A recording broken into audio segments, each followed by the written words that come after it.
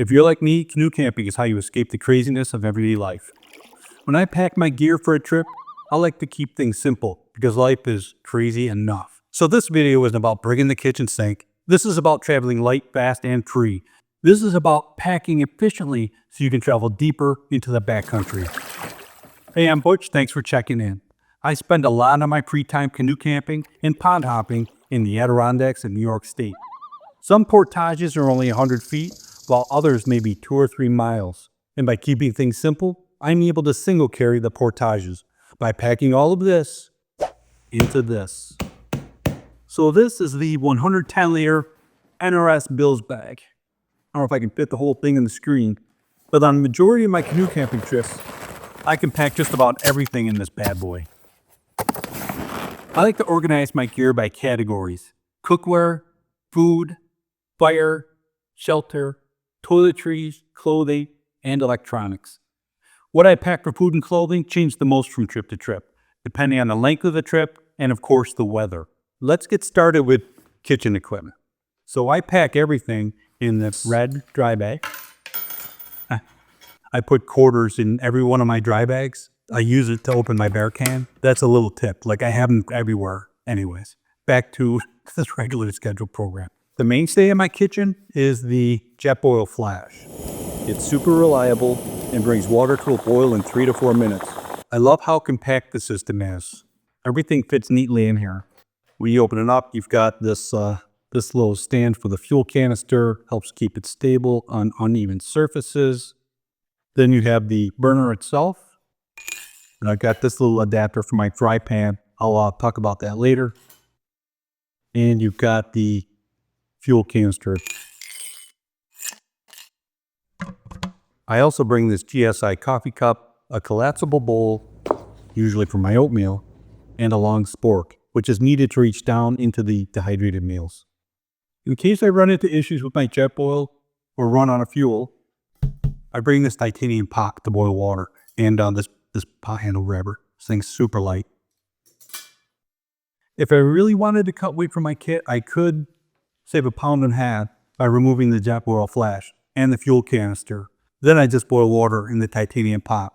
But that takes a lot longer, and for me, it's just not worth the 1.5 pound savings. So for food, like I mentioned, food is one of those things that changes the most from trip to trip. There are plenty of trips where I bring fresh food like bacon and eggs, steak and potatoes, but when traveling light, my food kit is built around Dehydrated Meals. These simplify everything, and they fit. You can fit quite a few in a bear can. I could jam probably 8 of these in here. There are several decent brands out there, but a favorite of mine is Good to Go, out of Maine. By the way, this Cuban rice bowl is killer. As a general rule of thumb, I calculate each 2-serving bag weighs around 0.5 pound, but many are even lighter, around 4 to 5 ounces. It all depends on the meal. I eat both servings in one sitting. I'm a growing boy, unfortunately in all the wrong places. I pack one of these for dinner for each day of the trip. For breakfast, I sometimes pack Dehydrated Meals. This breakfast skillet is only 3.7 ounces, but I usually go with oatmeal and instant coffee. I did just get this Jetboil coffee press and GSI grinder. I am pretty excited to use them this year, so look for them in upcoming videos. I love coffee, so it's high time I stepped up my coffee game. If you've got a favorite way to make coffee, please let me know in the comments. Okay, for snacking, I pack things like beef sticks, jerky, nuts, and a few Snicker bars. I love me some Snickers. I put all this stuff in my bear can. I also put a couple of these lightweight garbage bags in there as well. Because of the scent, my toothpaste and toothbrush go in here too, instead of with my toiletry kit. These bear cans are pretty damn heavy, 2.5 pounds. The saving grace is that it doubles as a camp chair. For longer trips, I run a small bear hang for extra dehydrated meals. So those are the mainstays, pretty basic stuff. But when I feel like kicking up the menu, I'll show you some other things I bring. This is my Jetboil fry pan. I keep it in this little kit, which includes a knife, a small cutting board, a pot scraper, and my titanium plate. And I always put a square or two of aluminum foil in here, which can come in handy for campfire cooking. The pan itself has a spatula stowed in the handle, which is nice. This little adapter is needed for the pan to rest on the burner and tucks away neatly inside the Jetboil Flash. If I bring this pan, it usually means I'm bringing eggs for breakfast, which pack nicely in this egg holder. And with eggs, I usually bring some bacon, Spam, or corned beef hash. I like these cans with a pop top so I don't need a can opener. If it's a trip where I really want to cook over the fire, I'll throw some ribeye, some burgers, some sausages in this small Yeti cooler. If I put the meats in there frozen, a lot of times I don't need an ice pack, but it all depends on the length of the trip. This cooler packs down pretty small and empty, and this handle makes it easy to hang. My ultimate luxury food item is my Buddy Morgan's maple syrup. This stuff is premium. If I've got room, it's coming. I love it in my oatmeal, in my coffee, and on my bacon and eggs. Keep in mind, all this fresh food can add some serious weight. For hydration, I filter right from the water I'm paddling or stream. I rely on this Katadyn BeFree water filter. I bring 2 bladders, one big, one small. For critical items like water, I like redundancy, so I pack a backup filter. A nice cheap option is the Sawyer Mini. I always test these at home to make sure they're flowing properly. To make the water taste better, I pack a handful of these flavor packets. Sometimes I pack this flask so I can have some whiskey around the fire.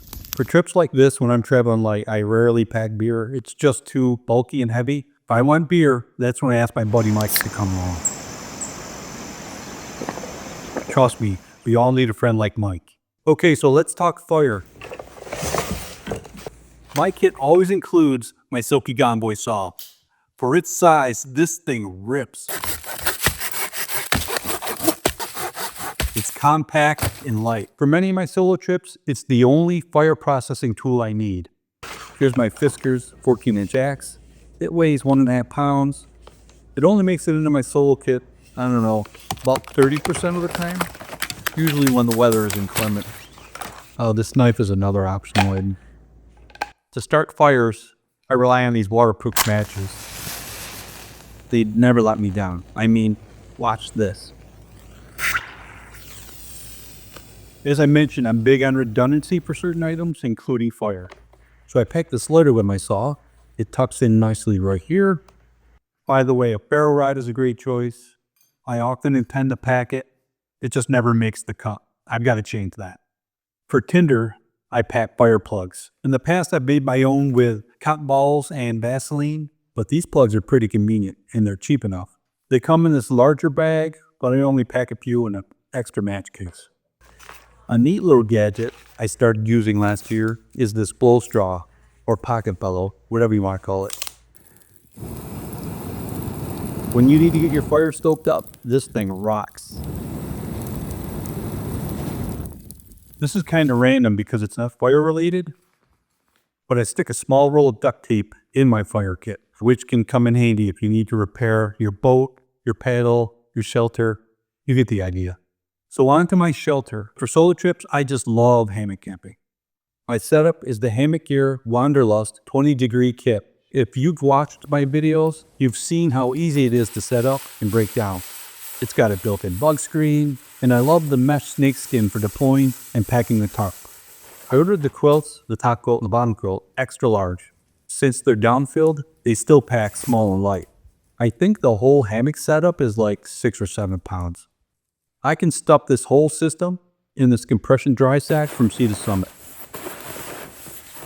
You probably already know this, but only leave your down compressed when traveling. Never store it compressed. For a pillow, I use this inflatable one from sea to summit. I keep it tethered to my hammock's ridgeline, so I never have to worry about forgetting it. Besides sleeping, I just love chilling in the hammock during the day. Okay, let's talk toiletries. I keep everything in this yellow dry bag. It includes toilet paper, hand sanitizer, and a trowel, in case I need to dig a cat hole. And my home waters, the Adirondacks, I'd say most primitive sites had either a thunderbox or an outhouse, but some don't. I also keep a small homemade medical kit in here, which includes band-aids, gauze, tape. alcohol wipes, and in this small bottle, Advil and antacid. I have this larger med kit, but it never makes my solo trips. And I probably just jinxed myself.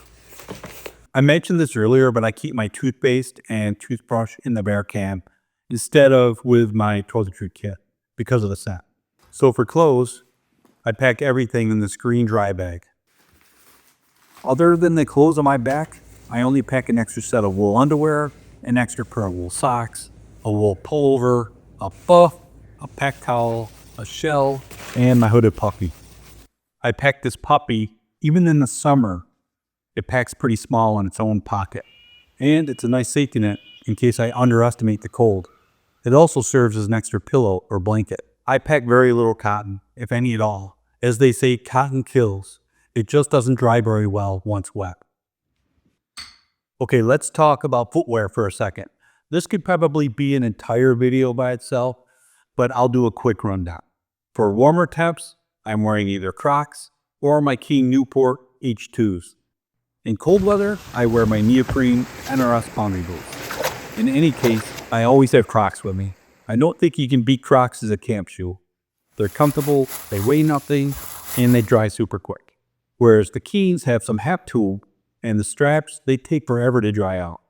The choice between Crocs or the Keens comes down to the ruggedness of the canoe carry. If it's rougher terrain, I go with the Keens. In colder weather, and if I have room, I pack these Outdoor Research camp booties. They're toasty. If you've got footwear you love, leave a comment. It's always an interesting topic. I pack my electronics in this little red dry bag. The kit includes either my Black Diamond Apollo lantern or the super light, super compact Solar Crush light. I bring one or the other. The Apollo is certainly heavier, but it offers more versatility because it doubles as a backup charger. Sometimes I need that, sometimes I don't. In this small case, I pack 2 headlamps. Again, I like redundancy. These are portable chargers. I bring one or sometimes both. Since I do a lot of filming, these are a must for me. Speaking of filming, I'm not going to go over any of that equipment or include it in my final weight. It's just not relevant for most people. One luxury item I want to mention is my Helinox camp chair. If I'm not filming, it frees up space to bring it. And it certainly beats sitting on a log or my bear can. For fishing, my kit is pretty minimalistic.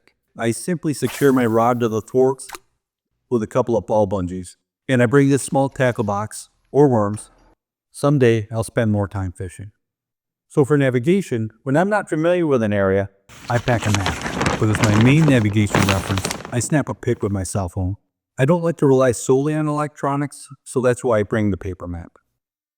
So to wrap things up, the weight of my Bills bag, full of gear, is roughly 28 pounds. That's with 3 days of dehydrated food, not fresh. Add to that my 24-pound plastic Boatworks canoe, and 4 pounds or so for my paddle, PFD, and fishing gear, and the total weight I'm carrying comes to about 56 or 57 pounds. I'm 6'3" at 235 pounds, so carrying that amount of weight is pretty comfortable for me. There are certainly ways I could cut weight from my kit. I could save 1.5 pounds by removing the Jetboil Flash and the fuel canister. Then I just have to boil water in my backup pot. I save a ton of weight by not packing any fresh food, or at least putting a limit to it. And like I said, for fire, if I just rely on the silky soft wood processing and leave the axe and knife home, I save almost 2 pounds. All this stuff adds up. I have a lot of fun adjusting my gear, so if you have some pointers, share them in the comments. If you enjoyed this video, please hit the thumbs up, or better yet, subscribe. Happy paddling and happy camping.